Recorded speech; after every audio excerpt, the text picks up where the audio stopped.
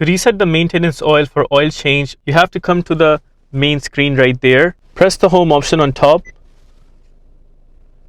Then press the settings.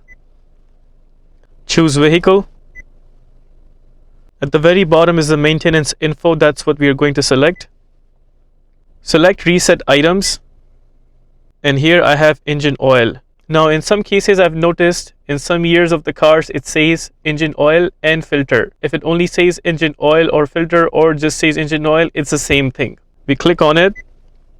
It says, would you like to reset maintenance information? And we press yes, because that's what we want. It gives you a sign that it's been done. And there I would come at the screen. It was showing 1,000 kilometers over maintenance. But now notice on your steering wheel, there's a button right here. We will keep pressing on it until we get to see that wrench sign. And I'll press OK to that wrench sign. And there you would see oil life is 100%. That is how you reset your engine oil maintenance sign. If this video helps you in any way, please consider liking this video and subscribing to our channel.